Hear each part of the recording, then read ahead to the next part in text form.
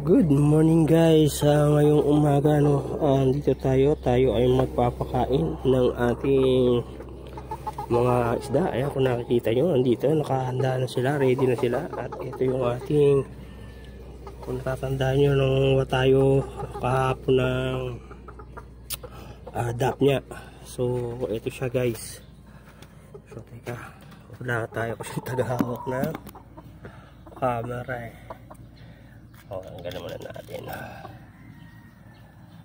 Ito na sila.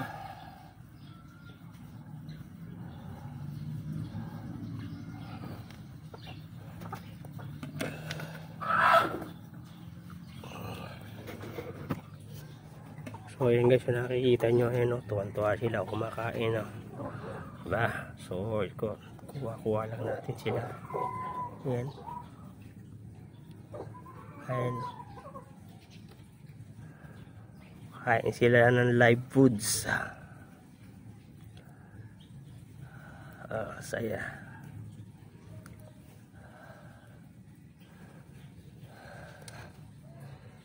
Ay, walang natin.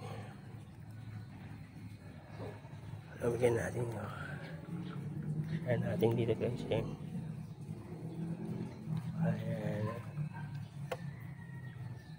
Yun, tuwa sila. Ayan, nakita nyo yun, buntis yan guys. Ayan. At saka to, kaso mas malaki siya ng isa na yun. So nag-aantay na lang tayo kung kailan yung magbabagsak ng ano nila.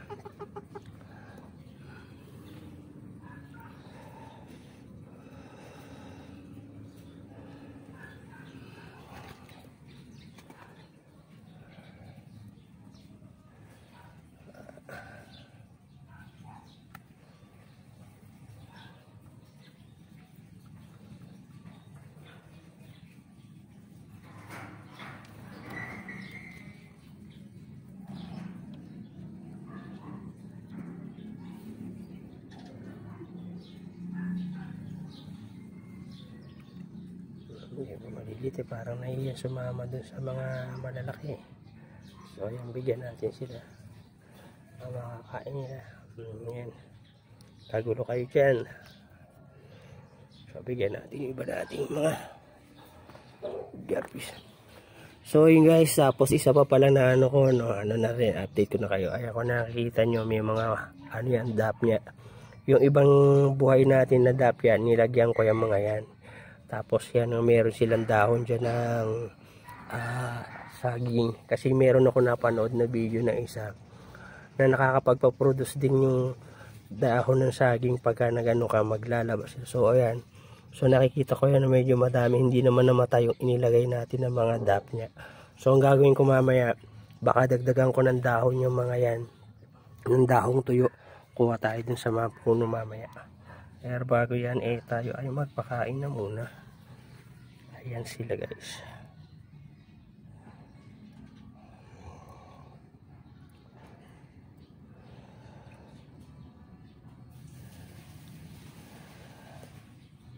Ayan, ikot-ikot lang sila. Nakikita nyo. Ayan, kasi pag may reflect ng ano ng hindi makita yung ano isda pag nasa tablang.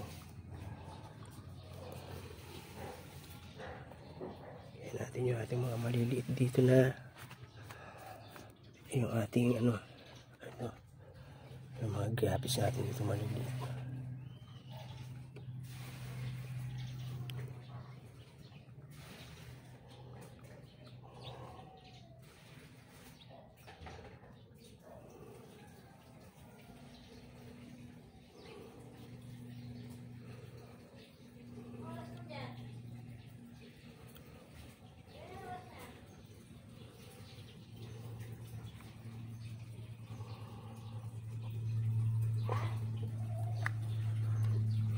Dito natin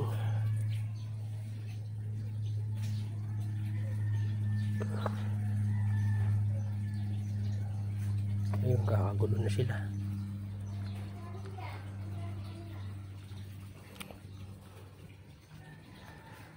natin yung mga babies natin dito.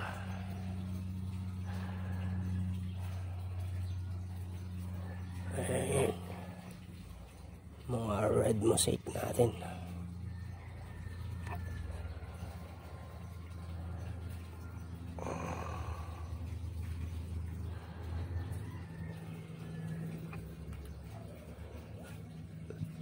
So guys, no, yung nga palang lalaki rito na red mosaic natin na ano,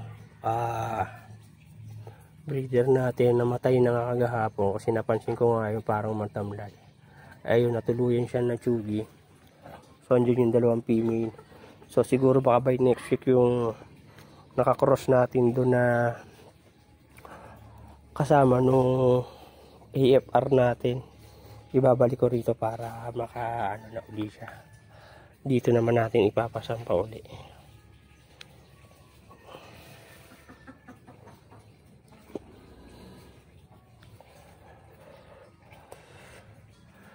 So ayan guys, tatapusin na lang natin yung pakain natin doon sa iba pa nating mga isda. At pagka ano update ko na lang uli kayo sa susunod na mga kaganapan dito sa ating mga isda dito sa ating taniman. So maraming salamat sa panonood. Thank you for watching. Happy fish keeping. God bless.